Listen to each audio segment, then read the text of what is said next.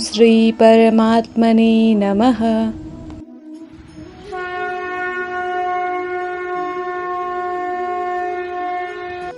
मैं श्रीमद् भगवत गीता हूँ।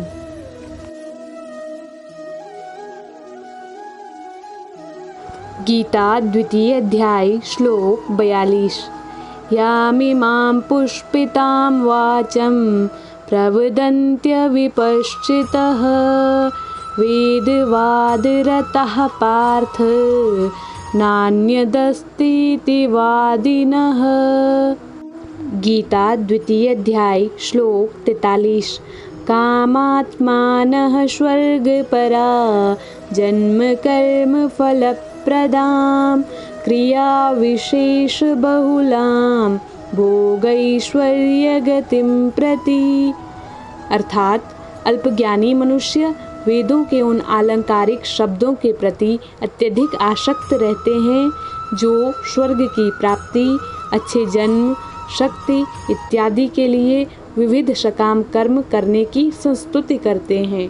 इंद्रिय तृप्ति तथा ऐश्वर्यमय जीवन की अभिलाषा के कारण वे कहते हैं कि इससे बढ़कर और कुछ नहीं है। गीता द्वितीय अध्याय श्लोक 44। भोगैश्वर्य प्रसक्तानां तयापहृतचेतसां व्यवसायात्मिका बुद्धिः समाधौ न विधीयते। अर्थात जो लोग इंद्रिय भोग तथा भौतिक ऐश्वर्य के प्रति अत्यधिक आसक्त होने से ऐसी वस्तुओं से मोहग्रस्त हो जाते हैं, उनके मनों में भगवान के प्रति भक्ति का दृढ़ निश्चय नहीं होता। गीता द्वितीय अध्याय श्लोक 45। त्रैगुण्य विषया वेदा निस्त्रैगुण्यो भवार्जुन निर्द्वन्द्वो नित्यसत्वस्थो निर्योगक्षेम आत्मवान। अर्थात वेदों में मुख्यतया प्रकृति के तीनों गुणों का वर्णन हुआ है। हे अर्जुन, इन तीनों गुणों से ऊपर उठो, समस्त द्वैतों और लाभ तथा सुरक्षा की सारी चिंताओं से मुक्त होकर आत्मपरायण बनो। गीता द्वितीय अध्याय श्लोक 46।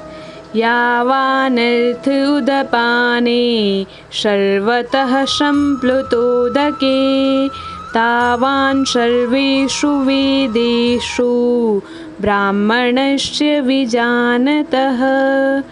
अर्थात एक छोटे से कूप का सारा कार्य एक विशाल जलाशय से तुरंत पूरा हो जाता है। इसी प्रकार वेदों के आंतरिक तात्पर्य जानने वालों को उसके सारे प्रयोजन सिद्ध हो जाते हैं। गीता द्वितीय अध्याय श्लोक 47। कर्मण्येवाधिकारस्ते मा फलेषु कदाचन मा कर्मफलहेतुर्भुः मा ते संगोस्त्वकर्मणि। अर्थात तुम्हें अपना कर्म करने का अधिकार है, किंतु कर्म के फलों के तुम अधिकारी नहीं हो। तुम न तो कभी अपने आप को अपने कर्मों के फलों का कारण मानो, न ही कर्म न करने में कभी आसक्त हो। गीता द्वितीय अध्याय श्लोक 48।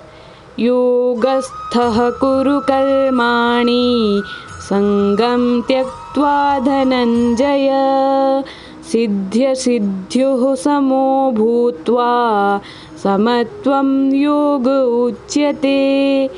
अर्थात हे अर्जुन, जय अथवा पराजय की समस्त आसक्ति त्याग कर संभाव से अपना कर्म करो, ऐसी क्षमता योग कहलाती है।